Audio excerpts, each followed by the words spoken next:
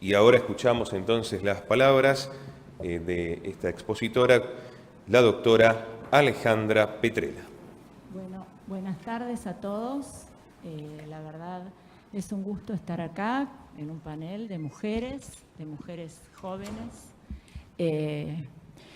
Agradezco muchísimo la invitación a estas jornadas, particularmente al doctor Juan Corbalán, no solamente por la organización año a año de lo que todos conocemos como estas jornadas que ya se están convirtiendo en un clásico, sino por el empeño en tratar nuevos temas del derecho administrativo de los cuales tenemos que empezar a hacernos cargo. Entonces, esto sinceramente es algo que celebro y por eso me gusta mucho estar en estas jornadas. Mis colegas que me precedieron hablaron de muchas cosas de las que iba a hablar, con lo cual, lamentablemente, como soy la más vieja y además jueza, llegó el baño de realidad, ¿sí? Voy a intentar no ser lo suficientemente agorera como para no desmoralizar a nadie. Lo cierto es que tenemos una diferencia abismal y sustancial desde todo lo que teorizamos hasta lo que pasa todos los días en la realidad de nuestros tribunales. Lo cierto es que creo que hoy se pretende demasiado de los jueces y me hago cargo, no sé si estamos capacitados para todo aquello que se pretende de nosotros. En este marco, entiendo que hablar de litigio estructural y discriminación primero me lleva a hacer unas consideraciones respecto al litigio en sí mismo. Creo que este tipo de litigios, desde el punto de vista pragmático, ha derivado básicamente por tres cuestiones. La primera tiene que ver con la reforma constitucional y la incorporación en el 75, inciso 22, de los tratados internacionales, de la acción colectiva, que esto pone al Estado en una situación de la garantización de ciertos contenidos mínimos. Más allá de las políticas públicas, hay estándares mínimos que el Estado debe cumplir.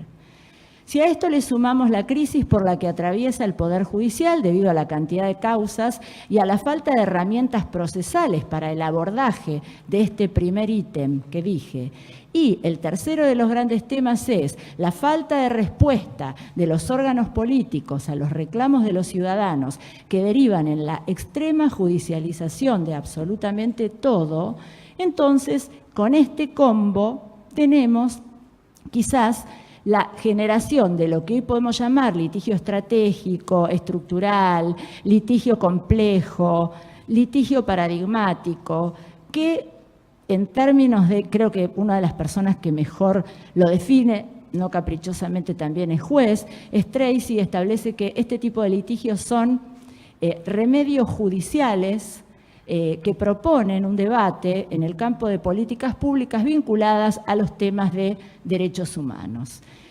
Siempre hago tres consideraciones o tres cuestiones básicas cuando hablo de esto y creo que el litigio estructural o los litigios complejos abrevan en lo mismo. Primero, se trata de cuestiones vinculadas a derechos económicos, sociales y culturales en un marco sistémico. De hecho, las colegas así lo han planteado, el caso de la Corte Constitucional colombiana también, y muchos de los fallos interamericanos que derivan en litigios estratégicos tienen que ver con la interrelación entre los distintos derechos entre sí, derechos entre los cuales tiene que haber necesariamente complementación y acumulación.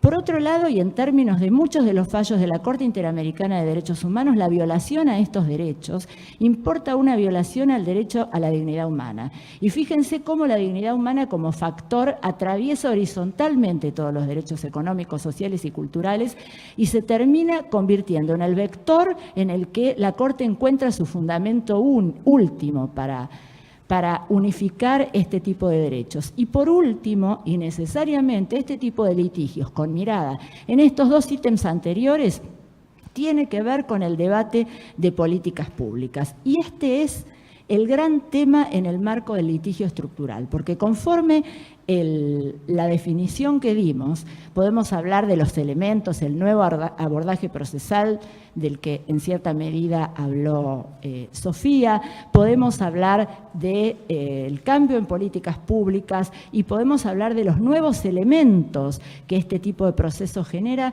pero necesariamente tenemos que hablar de la nueva dimensión del rol del juez. Una nueva dimensión en el marco de dos salvedades que resulta necesario hacer. Primero, no tenemos las herramientas procesales para tramitar este tipo de litigios complejos. Entonces, ¿qué pasa? Al no tener herramientas procesales para ello, los litigios complejos terminan derivando en creaciones pretorianas de los jueces. Y esto está bien o está mal, es un tema de debate. Y el segundo tema es que, nos guste o no, pese a que el litigio estructural es una realidad, nuestra Constitución Nacional sigue estableciendo el concepto de caso, causa o controversia. Entonces, conforme al artículo 116 de la Constitución, los jueces, por mandato constitucional, resolvemos en el marco de causas concretas, de casos concretos que se nos plantean. Ahora bien, esto está absolutamente relacionado con el amparo, qué formación profesional tengo. Ustedes saben que en la Ciudad de Buenos Aires todo tramita por amparo, entonces para mí casi todo es un amparo en la vida. Es más, en mi casa dicen, bueno, cuando tienen algún reclamo para hacerme, mamá, te voy a hacer una acción de amparo, a ver si me das bola. En definitiva, la amparización o la judicialización extrema de absolutamente todo muchas veces no puede abrevar en este tipo de litigios porque los procesos no nos acompañan. Entonces creo que hay una cierta inseguridad jurídica en esto, porque además debemos tener presentes que las normas son para todos, las sentencias son para unos pocos, aunque sean acciones colectivas. Y entonces, ¿esto qué puede generar? Y este tiene que ser un tema de debate. Puede generar una inequidad a nivel global. El que puede litigar tiene un mejor derecho que aquel que no tiene acceso. Y esto, en definitiva, ¿no viola un poco la tutela judicial efectiva, que debería ser para todos en un marco de igualdad? Hablar entonces de litigio complejo y discriminación nos lleva necesariamente a la Corte Interamericana de Derechos Humanos. Yo quiero señalar, a mí me llamó mucho la atención de esta sentencia de la Corte Constitucional de Colombia que no menciona un solo tratado internacional. Realmente me parece que le hubiera sido mucho más fácil, porque la verdad soy bastante crítica de esa sentencia. La sentencia dice cosas tales como, pone en duda si el derecho que le asiste a la actora es un derecho inmediato. Me parece que no hay mucho que discutir al respecto. Creo que otro punto de debate relativo a la sentencia es el plazo otorgado. ¿Es razonable? La Corte entiende que es razonable un plazo de 2 años para que la empresa, ¿sí? Porque además estamos hablando de una demanda concreta a la empresa, como bien señaló el director del panel, en los litigios complejos el juez puede tener 3 tipos de actitudes, y en esto hay una demanda concreta a una empresa concesionaria del Estado, por lo que entendí, a que elabore un plan para llevar adelante. Me pregunto cuánto tiempo va a tardar la actora en que su derecho se efectivice, que este es uno de los grandes temas.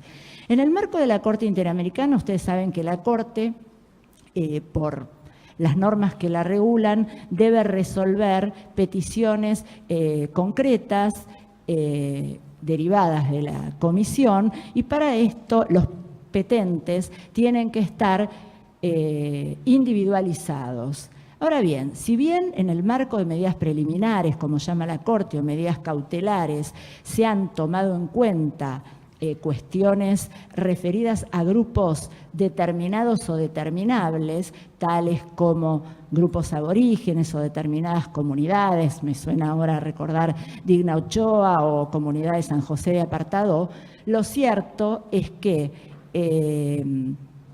por ahora la Corte no ha tomado mucho esto del litigio estratégico y las acciones colectivas son rechazadas. Sin embargo, hay acciones, y justamente en materia de discriminación, que la Corte sí ha tomado. Y en esto quiero resaltarles, por ejemplo, la Corte ha tomado en el caso, en Campo Algodonero, obviamente, pero básicamente le dio forma de litigio estructural o litigio complejo al caso de las personas haitianas y dominicanas expulsadas contra República Dominicana. Y tomé este caso como emblemático porque toma la discriminación por razones étnicas, ¿sí?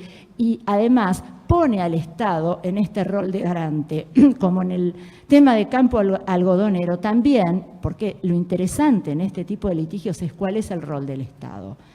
En la justicia local hay numerosos fallos a los que se les dio forma o tratamiento de litigio estructural. De hecho, en el marco de la discriminación, las personas con padecimientos mentales son de las más discriminadas del sistema, también lo ha dicho la Corte Interamericana, y en esto la Sala 1 del Fuero Contencioso Administrativo de la Ciudad le ha dado tratamiento de litigio estructural a un amparo interpuesto por distintos grupos y por un legislador vinculado a las condiciones de dignidad en las que se encontraban las pacientes internadas en el Hospital Braulio Moyano. En definitiva, tengo para mí que hablar de este tipo de litigios implica hablar de los límites de la decisión judicial. En la mesa de diálogo de poderes, o como tenga que llamarse la forma que le damos a este tipo de litigios, donde el juez tiene un rol mucho más activo. Hoy la palabra activismo es bastante peyorativa, aparentemente, pero lo cierto es que se espera del rol del juez un rol mucho más negociador, un rol mucho más amplio. Creo que si el juez tuviese más herramientas procesales,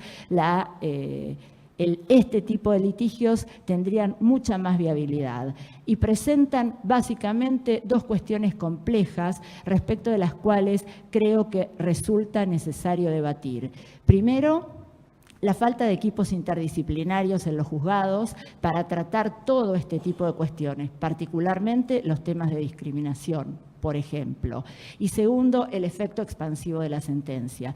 Muchas veces tenemos brillantes sentencias que nos parece que le van a solucionar la vida a un montón de gente y el litigio empieza al momento en el que la sentencia se tiene que ejecutar. De hecho, la sentencia del Hospital Moyano es del año 2010 y todavía está firme y estamos llevando adelante una mesa de diálogo para lograr el cumplimiento de la sentencia. Por eso creo que los que estamos acá tenemos que empezar a pensar con honestidad intelectual y en términos realistas cómo vamos a enseñar el derecho administrativo y cómo vamos a unir todas estas nuevas cosas que vienen pasando con esta realidad. Muchas gracias. Gracias a usted, doctora Alejandra Petrella.